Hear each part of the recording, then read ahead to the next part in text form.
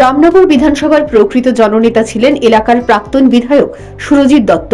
তিনি প্রয়াত হওয়ায় রামনগর কেন্দ্রে উপনির্বাচন হতে যাচ্ছে 19 এপ্রিল। এই উপনির্বাচনে বিজেপি প্রার্থী হয়েছেন আগরতলা পুর নিগমের মেয়র দীপক মজুমদার। শুক্রবার প্রার্থী পদ ঘোষণা করেছেন বিজেপির সর্বভারতীয় নেতৃত্ব। শনিবার থেকে মেয়র উপনির্বাচনের প্রচার শুরু করতে চলেছেন। প্রচারের কাজ শুরু করার আগে প্রয়াত জননেতা সুরজিৎ দত্তের বাসভবনে গিয়ে ওনার প্রতিকৃতিতে পুষ্পার্ঘ্য অর্পণ করে শ্রদ্ধার্ঘ্য নিবেদন করলেন মেয়র দীপক মজুমদার। শ্রদ্ধার্ঘ্য নিবেদন করে মেয়র দীপক মজুমদার বলেন, রামনগর কেন্দ্রে সুরজিৎ দত্ত যে কাজ করে গেছেন ওনার বিকল্প কেউ হতে পারবেন না। তবে তিনি প্রয়াত বিধায়কের অসমাপ্ত কাজগুলো সম্পন্ন করবেন।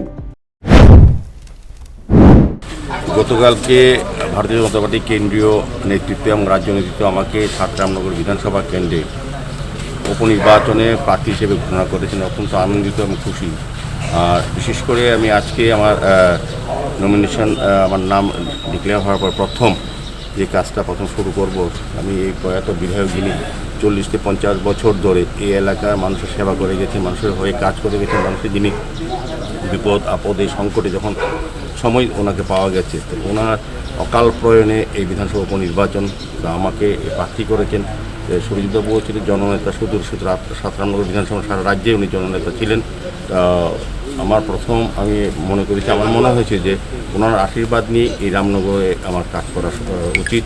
এবং ওনাকে ব্যতীত, আজকে উনি ব্যতীত দৈহিকভাবে নেই, কিন্তু ওনার ব্যতীত কোনো রাজনৈতিক কাজ বা সামাজিক কাজ করা রামনগরের পক্ষে অনেকটাই আমি বলবো যে এটা সম্ভব না ওনার আশীর্বাদ ছাড়া।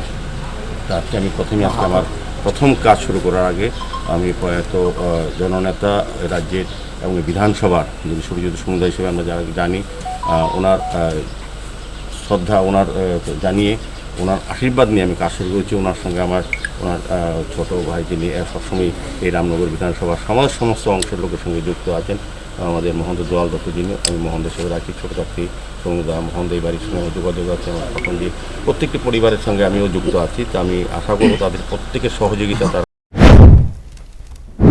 মেয়র দীপক মজুমদার বিজেপির রামনগর কেন্দ্রের প্রার্থী হওয়ায় খুশি এই কেন্দ্রের বিজেপি কর্মীরা। একজন স্বচ্ছ এবং উদার মনের মানুষ প্রার্থী হওয়ায় খুশি এলাকার নাগরিকেরাও। Bureau report, news prime Tripura.